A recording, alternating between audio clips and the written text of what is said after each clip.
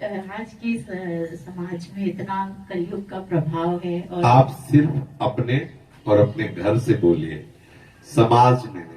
समाज में उस समय भी था, पूतना, कंस, कितने कितने नहीं थे। अरे 20,000 राजाओं को जैसे बकरा की बलि दी जाती ना, ऐसे बलि देने के लिए जरासंध लिए। कितने कितने दुष्ट लोग थे उस समय। ऐसे तो नहीं है, अब ऐसे तो नहीं है ना। वहां बच्चों को मार रहे थे, गौशालाओं में आग लगा रहे थे, कैसे कैसे राक्षसी प्रवृत्ति की बढ़ोतरी थी।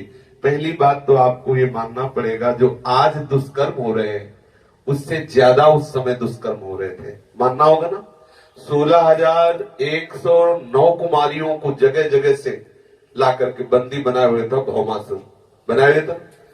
20,000 राजाओं को जरासंध बंदी बनाए हुए था। कंस जिधर निकल जाता हाहाकार मच जाता था।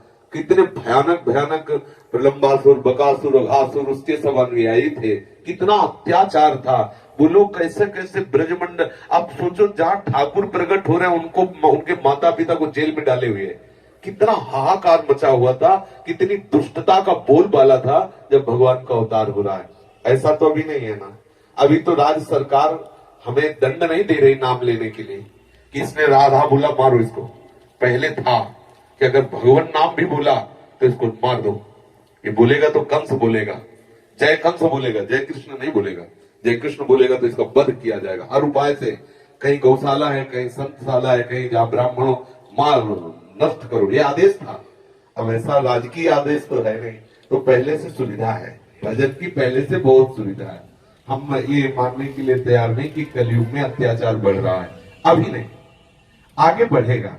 हमारा शास्त्र कहता है जब तक भगवती गंगा जी और गिरिराज महाराज हैं तब तक कलयुग की ताकत नहीं कि गंगा और गिरिराज जी के परिकर के बीच में वो आतंक फैला सके। इतनी ताकत नहीं, शास्त्रवेत्ता कहते हैं।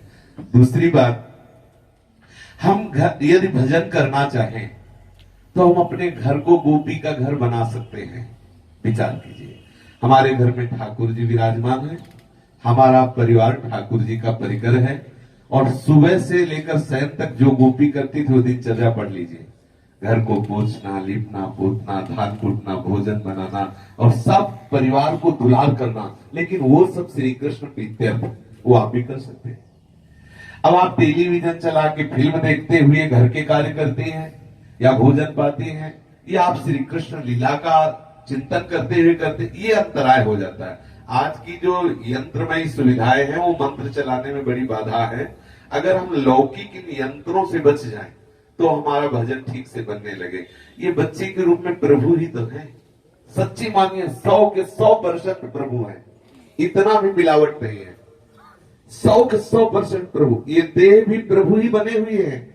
जब प्रभु ने, जब ये पंचभूत नहीं थे तो प्रभु ही थे, जब ये पंचभूत नहीं रहेंगे तो प्रभु ही रहेंगे। तो प्रभु जैसे सोने की पहचान जानने वाला, जब वो झाला बाला नहीं बना था तब भी सोना था, और झाला बाला बना तो भी सोना ही है, और झाला बाला बन के बिगड़ गया तो भी सोना ही रहेगा। सोने में कोई अंतर नहीं। ऐसे प्रभु ही थे, प्रभु ही है। प्रभु हम भाव में मगन हो जाए तो कोई, जब गोपी को कृपा प्राप्त हुई वही आज आपको भी कृपा प्राप्त होगी। आप ऐसा ना सोचिए कि समय के अनुसार कृपा होती, ऐसा नहीं। समय के अनुसार यदि कृपा हो तो काल के बंधन में कृपा है, और कृपा तो कालातीत है। समुझ जाए शरण ते डरत ना काल डर, जिए काल बस ना परे। काल के अधीन नहीं होता कृपा पात्र जन, काल उसके अधीन होता है। तो अगर हम ऐसा कहते हैं कि गोपी भाव या जो भी भाव की उपासना है, अब वो समय नहीं रहा तो समय के अंतर्गत है ना वो, और जबकि ये भाव आते ही वो काल को भी पार कर जाता है, वो कालातीत स्थिति को प्राप्त हो जाता है, वो काल से भयभीत नहीं होता। पहले ये धारणा हटा दो कि गोपी भाव की उपासना या जो भी भाव की उपासना वो कलयुग है, हो नहीं सकता, ऐसा नहीं। वर्तमान में हमारे ब्रज धाम वृंदावन धाम में शास्त्रों गोपियां प्रगट में पुरुष शरीरधारी होते हुए हैं। शास्त्रों, एक दो नहीं, शास्त्रों से चरिया है। पोशाक ऊपर पुरुष के है, अंदर से गोपी है, अंदर से सहचर्य, थोड़ा चश्मा बदले तो दिखाई दे, ये बात है। ऐसा न माने कि कलयुग है, ऐसे भक्त कहां हो सकते हैं, ऐसे प्रेमी जन कहां हो सकते हैं, नहीं नहीं। प्रभु कृपा करे तो परिचय मिला दे।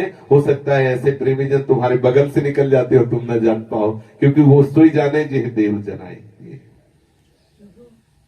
आपने मेरा नामकरण किया, उसका अर्थ बता दीजिए। क्या नाम किया? रसनिधि सहित। है? रसनिधि हाँ, सहित। रस निधि का, निधि का तात्पर्य होता है समुद्र। जैसे जल निधि, जल का समुद्र, ऐसे रस निधि, रस समुद्र।